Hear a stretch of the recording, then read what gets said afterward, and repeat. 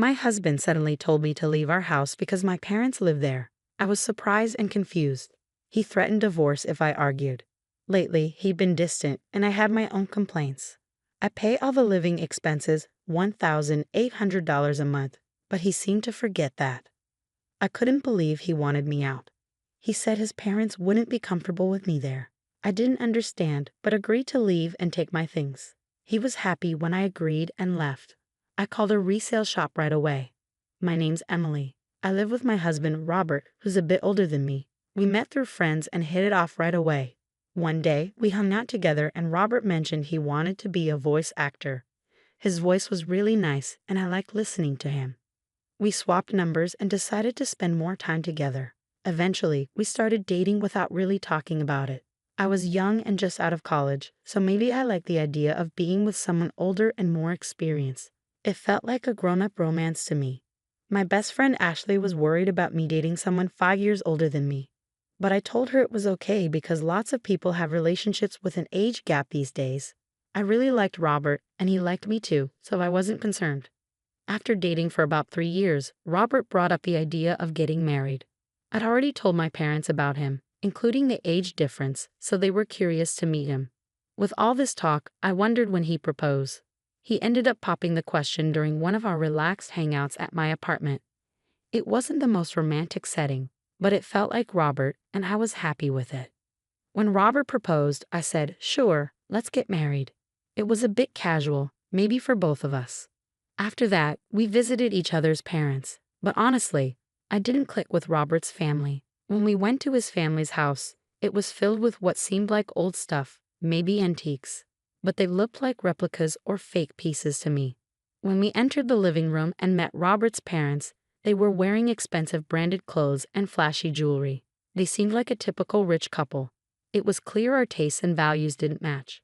Robert's mother even made a rude comment about my appearance, which shocked me.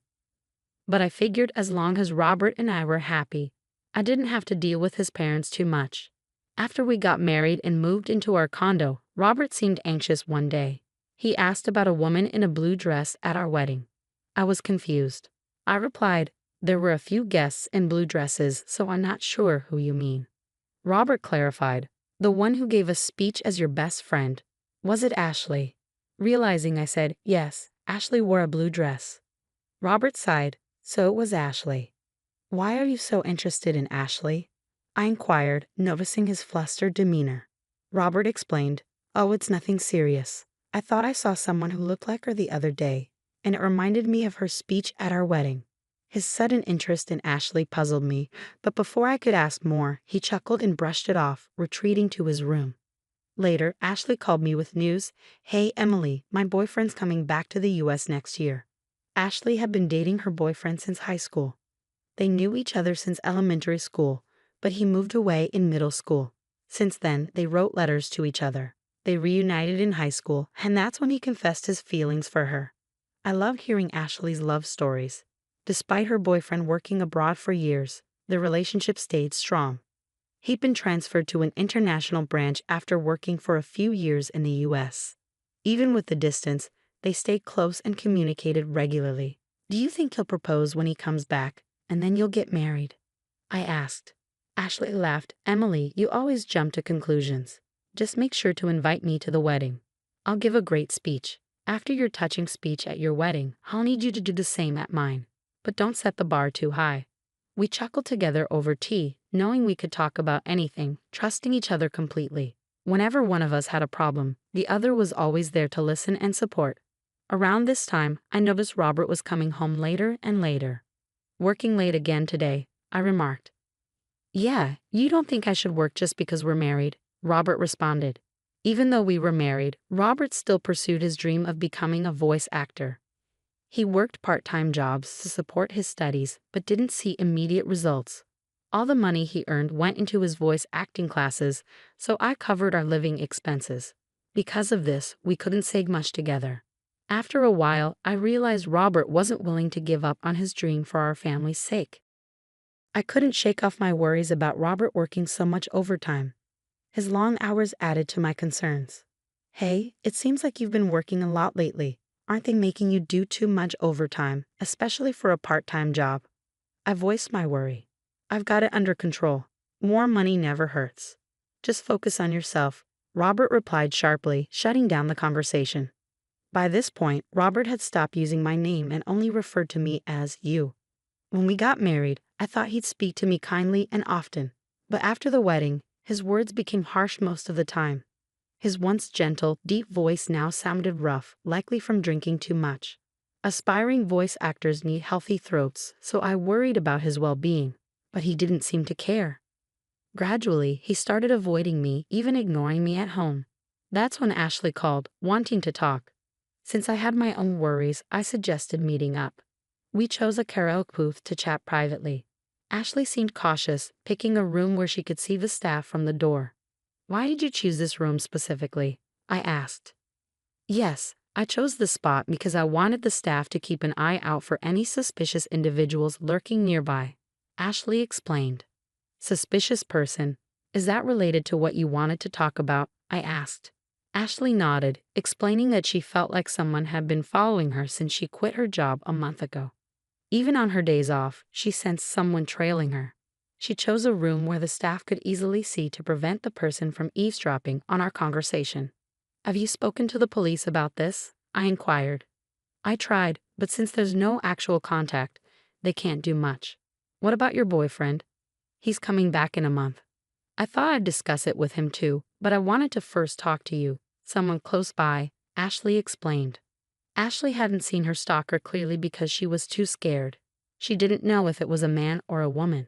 So I decided to keep an eye out and identify the person following her. Through that, I discovered who it was. Although I couldn't talk to Ashley about my relationship issues with Robert, it turned out that the one stalking her was none other than my husband, Robert. He claimed to be working late every day, but he would actually wait near Ashley's workplace after his shift ended and follow her when she left. It was shocking to realize that someone so close to me was scaring my best friend. When I discovered the truth, I was devastated. The expression on Robert's face while he followed Ashley was chilling. He had this creepy, unsettling grin. I had fallen in love with and married this man. But in that moment, all the love I felt for him vanished instantly. I confided in Ashley and urged her to move as soon as possible. With the help of her coworkers, she arranged for someone to drive her from the underground parking lot to her new place. After Ashley and I took these precautions, Robert's frustration grew, and one day that frustration boiled over. Since my parents will be staying here, you need to go back to your parents' house, Robert suddenly announced, convinced he was making sense. Do you have an issue with that? If you disagree, I'm okay with getting a divorce, he added, starting to assert his position. While I had many complaints about him and had even considered divorce, I didn't think he could just throw me out of our home. After all, I'm the one paying $1,800 for our monthly expenses. I wondered if Robert even remembered that as I looked at him skeptically, his patience wore thin as he lost his temper. Just leave already. My parents can't move in if you're still here. Why do I have to be the one to leave? I don't understand it at all, Robert exclaimed. But I replied, fine, I'll take everything I purchased with me. As soon as I agreed, Robert told me to hurry up and walked away. I wasted no time and contacted a local buyback service. The following day, they arrived at our apartment. Initially, Robert seemed smug, assuming I was leaving. However, his expression turned to shock as he watched them evaluate all the furniture and appliances. Once they finished assessing everything except what was in Robert's room, a staff member handed me a quote.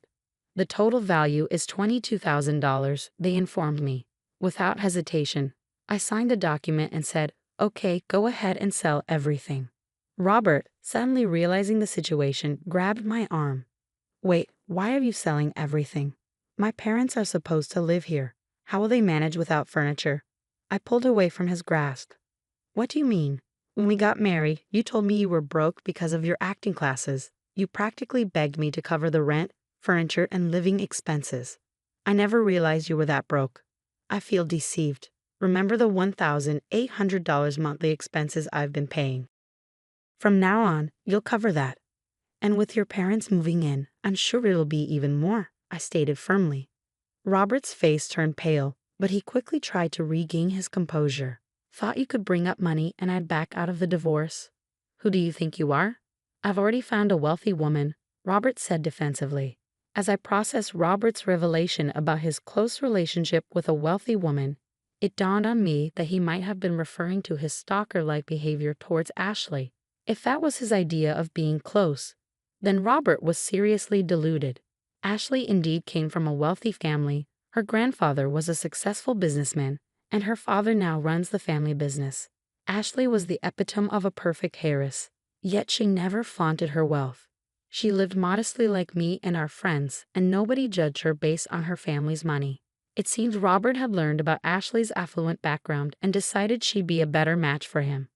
Could he really believe that wealth determined someone's worth, especially when it came to marriage? That thought infuriated me. However, I knew Ashley would never consider marrying Robert. Ashley's longtime boyfriend, whom she's been with since high school, is returning to the States soon.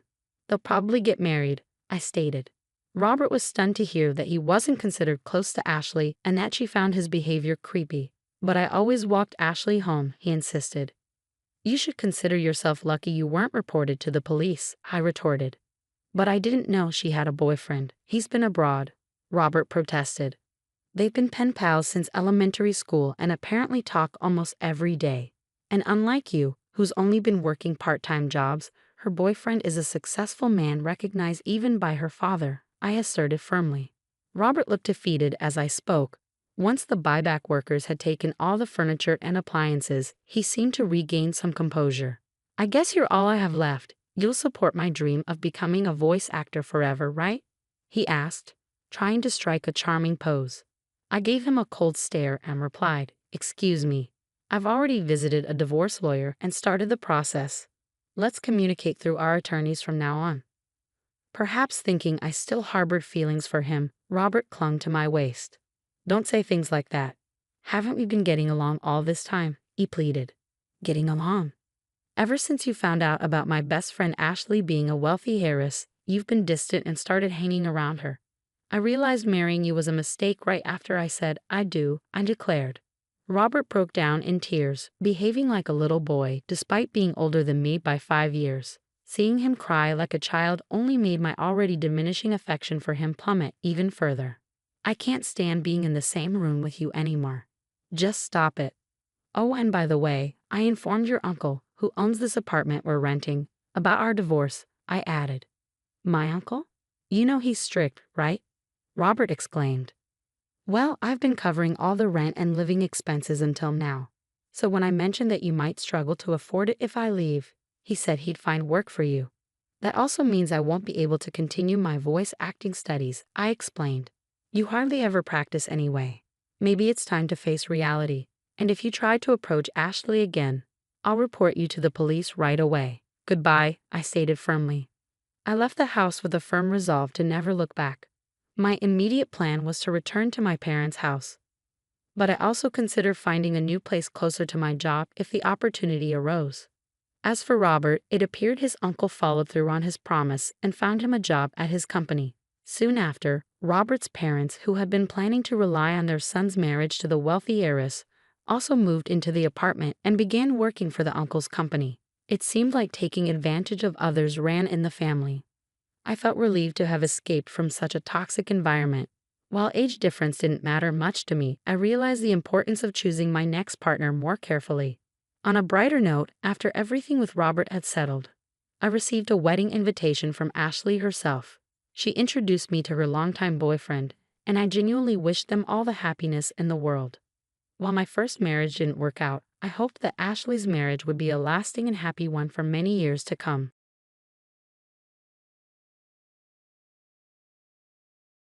Hi, I'm Heather, and I'm 23 years old. 2 years ago, I married the person I love. Things were going well, even though my husband is from France. The only problem we had was understanding each other because of the language difference. I wanted to show my love for him, so I secretly started learning French to talk to him and his family better.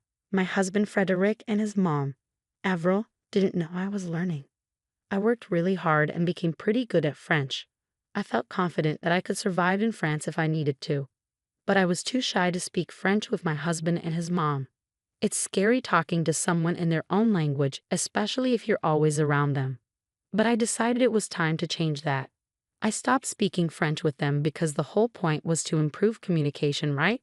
It's a good thing I didn't start too soon because I found out something important one day that caused a lot of problems. Hi, Mom. How are you, son? Thank you for inviting me over on this nice Sunday afternoon. It was our pleasure, Mom. Hello, Mom. Hi, daughter. How are you? Thanks for having me. Oh, don't mention it. You know you're always wanted here. I brought some croissants and what do you Americans call them? Bagels. Yes, bagels and croissants for our afternoon tea. That's wonderful. Thank you. Come, sit down, Mom. The food will be ready soon. Did she make the food? No, I did most of the cooking. It's okay. Oh, thank goodness. When I heard this, I wondered what she meant, but I was too shy to ask. It was strange. Avril usually liked my cooking. Why was she saying that now? I thought maybe she just wanted her son's cooking that day, something familiar. Later, I heard her say, I don't like her cooking. Why didn't you take me to a cafe instead of inviting me here? Mom, we agreed to speak English so Heather could understand, remember? Oh, forgive me, dear. I was just admiring how delicious everything looks. I was surprised to find out it was my son who cooked. I wish it was your cooking instead. I love your food. I started feeling really confused. How could she say those mean things in French and then lie in English? I thought maybe I misunderstood, but I had a plan to double check. Don't worry at all. You should always feel free to speak your native language. Please, go ahead. I'll be okay. I decided to use the Google Translate app to record what she was saying, just to make sure I wasn't misunderstanding her.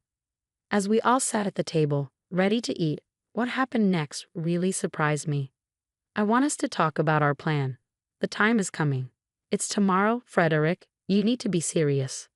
The app, along with what I understood of French, confirmed that there was some kind of plan being discussed. But what plan? Mama, not now. I told you I'll take care of it. What are you going to tell her, Heather, sweetheart? Can you pass me the sugar, please? She doesn't know about the plan. I was just going to say I'll be out of town. Out of town? Why? I was so confused. While I kept looking at my phone to see the translation, they must have thought I wasn't paying attention. This made them less careful with their words, which was good for me as I was starting to see their true intentions. She's not very clever. Look at her on her phone. We can talk about this now, Mama. All right. What do you want to talk about? The plane leaves at 3 p.m. Will you be able to get away from her then? Plane? Get away from me? Why? I was really confused, but I stayed strong and didn't let on that I could understand them, so I could figure out my next move. Yes, Mom, I understand. I'll take care of it. I know how important this is. It's really important. If your great uncle doesn't see us tomorrow, he might give the house to someone else, like your cousin or aunt. We can't let that happen. Nobody should know about this house. Oh, Mom, you're funny. I just said that in English so Heather wouldn't suspect anything. Who, Heather? Yes. Oh, sorry, honey. I was just wondering who made this delicious tea. It's wonderful. Oh, that was your skill, son. I'm not as good at making tea as he is. Oh dear, your cooking is fantastic. Fantastic in a bad way, Mom. She'll figure you out. She won't figure me out. She's not smart enough to understand us. I'm not sure, Mom. She seems to grasp some things. Let's find out. Heather, how much French do you know? At that moment, I realized I had to pretend I didn't understand anything, so they'd keep talking and revealing themselves. It was tough staying calm while being insulted, but I knew handling the situation was more important than getting upset. Oh, I'm still not good at French. I only know the basics like bonjour and comment va. That's not enough, dear. You should learn more French. Yes, I will. Well, that works for Frederick and me. We can gossip about you then. I'm just teasing you. Want more, Sherry? We would never do that to you. Isn't that what we're doing right now? Yes, that's what makes it even funnier. They laughed. While I kept recording with Google Translate, I also checked other apps, websites, and forums to verify what was being said. I got about 90% confirmation from these sources, confirming my suspicions. Now that I knew they didn't like me and were openly mocking me, I had to gather more information. As if their insults weren't already hurting. What I heard next shattered my resolve. As I was saying, this house is really important. We can't let anyone else know about it, okay? We need to keep it a secret because we could make a lot of money. We can't miss out on this chance. I'm glad we're doing this. And it's good we didn't tell my wife because I don't want to share the benefits. Me neither. Everything has to go smoothly. Your great Uncle Pierre said whoever contacts him first about this gets the mansion. So we have to go there before anyone else and start fixing it up. I can't wait to have a house in California. It's where I'll go to get away from my wife and life here in Florida. Sometimes I can't stand her. You're still young. You shouldn't be married to someone like her at your age. Come live with me in California. Have fun, enjoy yourself, and when you're ready to settle down, you can. Let's leave here. Mom, I think you're right. I couldn't believe what I was hearing. I felt tears welling up. Excuse me, what's wrong? Is everything okay? Yes, I just need something from the kitchen. I couldn't bear to hear any more for the moment. I needed to compose myself and not cause a scene. How could they say those horrible things with me right there? Did they have no shame? I was so upset. I started pacing in the kitchen, and then I had an idea. When I saw my mother-in-law's purse on the counter, I decided to take her phone. Luckily, it was unlocked. I opened her WhatsApp and sent Uncle Pierre's number to myself. Then, I quickly deleted the message from her phone to cover my tracks. It was like I was acting on instinct. I didn't even know why I did it, but I'm glad I did because now I had a plan to get back at them. I went back to the dining room where they were still talking about the situation. So, we're leaving for vacation tomorrow. I think we've earned it after all the hard work we've been doing. I agree. We need this break. Is everything all right? Yes, dear, we were just talking about the weather and how it's a perfect day to relax somewhere. Would you like to join us? Maybe not today, Freddie. Oh, all right. When would you like to go then? Maybe tomorrow. Both Avril and Frederick seemed to freeze for a moment, a reaction I was watching closely for. If I didn't know their plans, I might not have noticed it. I don't think tomorrow will work. I asked Freddie to help me with some tasks around the house. Oh, what tasks? Why is she asking so many questions? Just rearranging things. I can help too if you want. That won't be necessary. See how nosy she's being? I don't like it at all. You see why we have to leave this place. Don't worry, Mom, I can handle it. Despite knowing what they were saying, I managed to keep a smile on my face. I relied on the satisfaction of revenge that was coming soon. I kept recording their conversations until the end, so I could review them and gather every detail. Even though my French was improving, I wanted to be sure I got everything right. That night, I sneaked away to the office to do more investigating. I played back the recordings and my doubts about accuracy were gone. From all of this, I learned that there's a vacation plan for tomorrow to claim a house from Great Uncle Pierre. And these people apparently can't stand me and are planning to leave me. As a bonus, when I left my phone recording in the room with my husband and mother-in-law while pacing in the kitchen, I managed to pick up more useful information. Feeling quite sneaky and devious, I may or may not have altered the flight details, possibly postponing their flight to the day after tomorrow. That was just the first step of my plans. There was much more to come. Since I had obtained Great Uncle Pierre's number, I was prepared to take action. Hello, Uncle Pierre, it's Heather. Oh, hello, dear. How are you? Is everything all right? Well, not really. I went into great detail explaining the events of the day to Great Uncle Pierre. I even sent him the audio recordings as proof because without them, I doubted he would believe me. We ended the call so he could listen to the recordings, and we spoke again once he finished. Wow, I'm speechless. How could Avril do this? And Frederick? They were so sweet and innocent when they were younger. How could they betray you like this? And me? I know it's hard to believe. It was shocking to me too. You've really improved your French. Well done. Thanks, Pierre. But now that we know this, what's our next move? Well, obviously, they're not getting the house. That's for sure. After hearing all of this, there's no way I'm giving such a lavish and honorable gift to people planning to destroy it with their deceitfulness and foolishness. Okay, I understand. It's your house, and you have every right to decide what happens to it. Yes, indeed I do. From now on, I'll be ignoring their calls. Let's see how they like that. Thanks again for bringing this to my attention. You're a good and kind-hearted person, Heather. Please don't let the ugliness of this world change that. Thank you for your time and for listening to me. I know hearing what you heard today couldn't have been easy. I admire your courage and strength. Please take care of yourself, Uncle Pierre. You too, dear. Good night.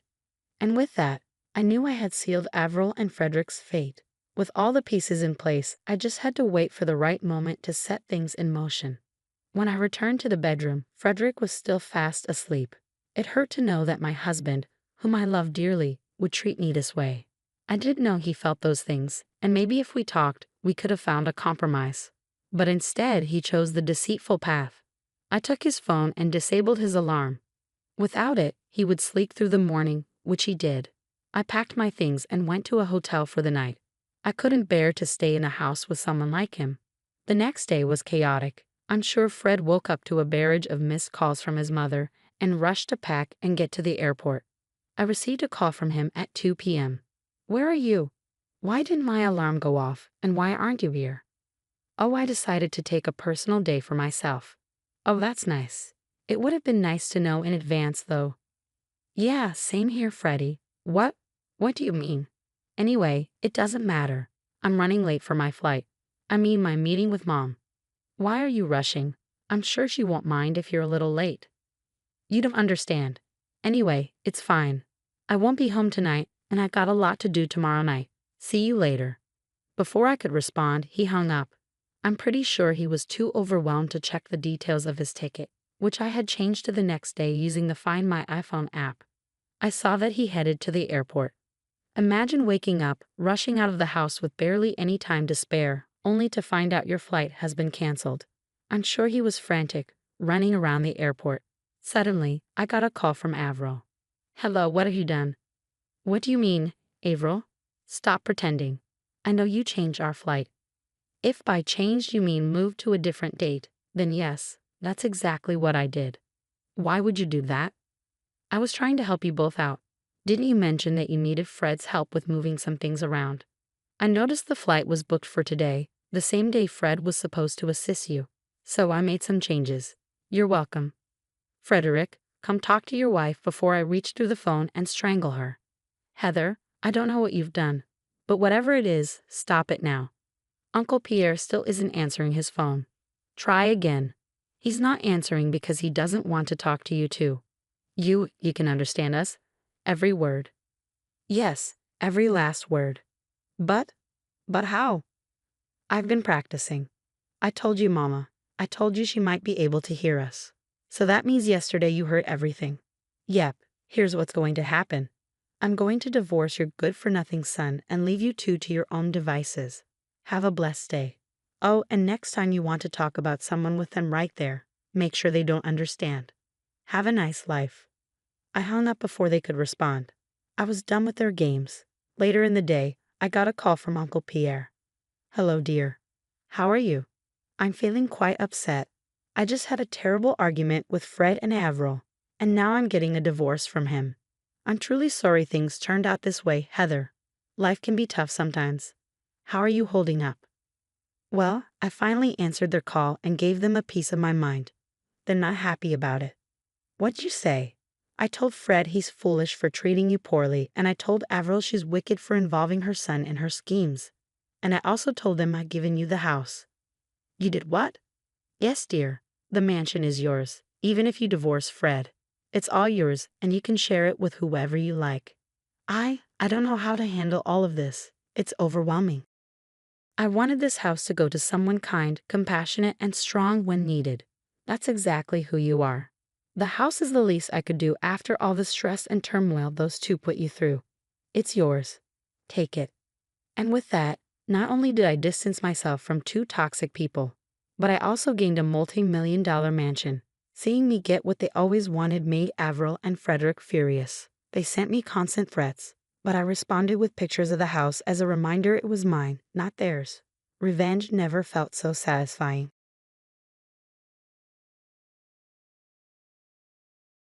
My brother invited us to stay at his place, and we won't have to pay rent or bills. Ashley, we're relying on you for this. I work in finance. My husband, let's call him Bob, fixes cars, and we live in the house I grew up in. But it's not like my parents live there anymore. It's actually a family business that my dad used to run. My brother was supposed to take over the company, so he studied economics in college. Also, my skilled brother went to Oxford University overseas to study business management, then came back to the US and teamed up with my dad for a while. When my parents decided to retire and move to a place like Aspen, Colorado, to enjoy nature and relaxation, my brother took over the family business. As a result, they passed the family home down to me, their daughter. So my husband and I decided to move in there. It's in a great spot, less than 5 minutes walk from the train station, and public transportation is easy to get to. Stores, hospitals, and schools are all nearby, which is handy. It's nice to know that as our kids grow up and move out, we'll still have everything we need close by. It makes me thankful that my parents left us this house. We were looking forward to growing our family and enjoying life, but we never imagined it would all be cut short by what happened. Since we moved in, my mother-in-law has been dropping by a lot. She's always curious about my parents' business and how much they're worth. It gets uncomfortable when she starts asking, "Hey, Ashley, what's the deal with your parents' money? How much will you get when they're gone?" I find it pretty tasteless, to be honest. I don't want to be rude, so I just say, I'm not sure. I haven't really thought about it. I already have the house, so maybe there won't be much else. Even though I tried to brush it off with a laugh, she keeps pushing, saying, "Come on, they're getting up there in age. You never know what might happen." She was really fixated on talking about my parents' money. It felt like she was banking on their wealth. Even though I knew what I was set to inherit, I kept quiet.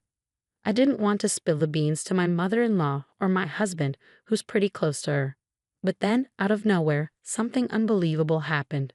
One holiday morning, around 8 a.m., the doorbell rang, and when I answered it, there were movers standing there. My mother-in-law and my brother-in-law's family had moved in without warning. I was completely caught off guard when the movers showed up. My mother-in-law and brother-in-law's family just waltzed in with big smiles, announcing they were moving in. Their enthusiasm sent shivers down my spine. When I turned to my husband for an explanation, he shrugged it off, saying, "What's the big deal if Mom and the others crash here? We've got plenty of space." He acted like it was no big deal to have them move in. I was already shocked enough by the sudden living arrangement, but then my sister-in-law dropped a bombshell. "Our brother invited us, Ashley. He said we don't have to pay rent or bills, so we're relying on you." Meanwhile, my brother-in-law started claiming rooms without asking, saying, "This room looks nice. Let's have it, Bob. Move everything out into the hallway." It all made my head spin. I couldn't believe it. They were treating my house like their own, claiming rooms left and right. My mother-in-law and sister-in-law's family have been overstepping boundaries for a while now, especially my sister-in-law, who even went through my bag without asking once. If this keeps up, they'll try to take over my room too. I've had enough. This is my house, and they're acting like they own it. I've reached my limit. I want everyone out. I'm not usually one to lose my temper or yell, but seeing these people move into the house my parents left me without asking and acting like they owned it pushed me over the edge. That's why I ended up shouting at all three of them. But then something I didn't expect occurred. "How dare you speak to us like that? You're the one who needs to leave." As soon as those words were out, I felt a sharp pain in my cheek. Did I just get slapped? It took a few moments for it to sink in. I was stunned. I couldn't believe what had just happened, and all I felt was the throbbing pain in my cheek. In that instant, something inside me snapped. I couldn't bear living with people capable of such disrespect. This house belongs to me, and I won't tolerate them treating it like their own personal space. I packed my things, planning to leave and inform my family about the situation. I needed to find a place far from here, so I rented a monthly apartment even though it meant a longer commute to work. When I broke the news to my parents over the phone, I could sense their anger, especially from my dad. He's always been supportive and caring, both as a CEO and as a father. I didn't want to drag my parents, who were about to retire, into this mess, but I had no choice. My inherited home was being taken away from me, and I had to do something about it. While I was staying in the monthly apartment, I was certain that my husband and his family were making themselves at home in my house. So I decided to take action based on suggestions from my brother and father. A few days later, during my break, I checked my phone to find numerous missed calls and messages from my husband. I knew exactly why he was reaching out. I had arranged for the water and electricity to be cut off. Since our house relies solely on electricity and we haven't installed solar panels yet, it must be quite challenging without power, especially in the heat. My husband's calls were probably about dealing with the situation. Just as I was about to ignore it, he called again, perfectly timing his call with my break. "Hey, what's happening? There's no electricity and the water's not running. Did you turn off the electricity and water?" I could sense the panic in my husband's voice over the phone. Since the house is mine and I'm not living there anymore, it only makes sense to cut off the utilities, right? That's why I had it done. I can't bear the thought of paying bills for a house I'm not even living in. So of course I had them shut off. But my husband was livid, demanding that I reinstate the contracts immediately. Just because he wants it doesn't mean I'll agree. If they want utilities, they should handle it with their own finances. Yet they always say, "It's your house, so you should pay." But their actions contradict their words. Regardless, I have no plans to renew the contracts or foot the bill. If they're unhappy about it, they should leave the house. With that, I ended the call because my break was over. Later on, my mother-in-law, sister-in-law, and brother-in-law each called me separately. They were all complaining about the lack of electricity and water. They griped about how hot and uncomfortable their rooms were and how inconvenient it was without running water. But those were their problems, not mine. After hearing them out, I firmly told them to sort it out themselves and ended the calls. I thought they were just being greedy and assumed they'd give up and leave soon. However, even after a week passed, they showed no signs of leaving. So I decided to take further action. I sought advice from my father's company lawyer and asked him to send a notice to my husband. The notice was about trespassing. They had unlawfully entered my property without permission, forced me out, and were now occupying it as if it were theirs. I warned them, all four of them, that I was considering legal action. Why did I receive a lawyer's letter? Did it have to come to this? My husband, clearly taken aback and unprepared for my strong response, approached me seeking a compromise. I knew they cared deeply about their reputation, and the thought of being sued would be a severe blow to them. They wanted to avoid legal trouble, but they also didn't want to give up their current lifestyle. So they were likely trying to persuade me to let them stay. I could see through my husband's intentions perfectly. Despite this, I refused to entertain their pleas. My husband finally snapped, losing his temper even though he was at work. He shouted at me, demanding that I back down and drop the lawyer, but his outburst didn't faze me. If anything, it only irritated me further. "Who do you think you are, taking over someone else's house?" I thought to myself, no matter how much you shout, I won't change my mind. If you insist on squatting there, I'll take legal action. Think carefully before you act. Despite his continued shouting over the phone, I paid him no heed and hung up. This was a waste of time, and I had already discussed divorce with my lawyer. When I arrived home, I saw missed calls from my mother-in-law and sister-in-law, but I knew they'd only be discussing settling the issue. I didn't want any more distractions, so I blocked their numbers to put an end to the calls. Eventually, my husband's proud family couldn't bear the thought of legal action, so they packed up and left the house. With the lawyer's involvement, the divorce proceedings progressed smoothly. I arranged for a cleaning service to restore the house to its former glory. Finally, I could enjoy the comfort of being back in my own, freshly cleaned home. Living separately from my husband's family and then in a rented apartment was fine, but nothing beats the comfort of my own space. Although some parts of the house are showing signs of wear, I'll need to think about renovating soon. I talked to my dad, and he recommended a great contractor for the renovation. Being on my own is surprisingly freeing. I can lounge on the couch without anyone nagging me, and I can eat whatever I please without judgment. Just as I was enjoying this newfound independence, I received a call from my ex-husband for the first time in 3 months. Initially, I ignored the call because I didn't recognize the number. But when it persisted, I reluctantly picked up, thinking it might be the contractor. However, as soon as I heard his voice, my mood plummeted. It was my ex-husband, from whom I had separated 3 months ago. I had already gone through the divorce process with the help of a lawyer, and we had agreed to stay out of each other's lives. So why was he calling me now, especially after changing his number? We had made it clear through legal channels that we wouldn't have any contact. There was no reason for us to speak.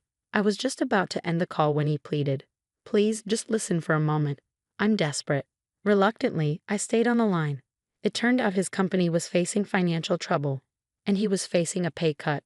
On top of that, his mother's health was deteriorating, leaving her unable to work. My sister-in-law and her husband are struggling financially. He's unemployed and she's juggling multiple part-time jobs just to keep up. Unfortunately, most of her earnings are going towards paying off his debts. Meanwhile, my ex-husband is facing a pay cut, making it even harder for him to make ends meet. As they poured out their troubles to me, all I could muster was a detached, "Okay, I see." After all, these are the same people who invaded my home without permission, disregarded my rights, and then tried to force me out. It's hard to summon any sympathy for them. Their problems are their own to deal with. There's nothing I can do to help. My ex-husband's desperation only escalated. "Please don't turn your back on us. We're on the brink here. We won't even have a roof over our heads or food on the table tomorrow. Remember, we used to be a family. Can't you help us?" His voice trembled with near tears, but I remained unmoved. When I faced difficulties, he offered no support and even joined my mother-in-law in belittling me. Just like her, my sister-in-law and brother-in-law looked down on me, mocking my appearance and traditional values. They shunned me for being too old-fashioned. Their insults cut deep, yet they showed no remorse. As for my mother-in-law, she exacerbated the situation by pressuring me to conceive, subjecting me to strange remedies, scheduling unnecessary doctor's visits, and spreading rumors of my infertility. Looking back, my marriage held no redeeming qualities. My ex-husband, who used to be so caring before our marriage, transformed into a puppet controlled by my mother-in-law after we tied the knot. On the day my mother-in-law barged into our home, I happened to be out for an appointment. She expressed disappointment to my husband, saying I wanted to see Ashley, but she wasn't here. "I want us to be friends, but I'm saddened." Upon hearing his mother's distress, my ex-husband lashed out at me without considering my side of the story. She claims she wants us to get along, but all she does is criticize me. "Has my son lost weight because your cooking is so terrible?" She says things like this loudly, whether we're at home or out in public. With her and my sister-in-law and brother-in-law all ganging up on me, there's no chance for us to have a harmonious relationship. I can't deal with people who behave like this anymore. No matter what you say, my decision stands. I can't assist you, so I'm ending this call now, and I don't want to hear from you again. With that, I hung up and blocked the new number. Knowing my ex-husband, he might change his number to reach me again. So I planned to change mine over the weekend. But before I could, they violated the lawyer's agreement. At 11 p.m., they showed up at my door, demanding entry and assistance. "Open the door. We're family. You should take care of us." Their loud banging and shouting disregarded the late hour.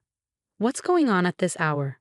Please go home. You're disturbing the neighbors." When I approached the door, they seemed ready to force their way in.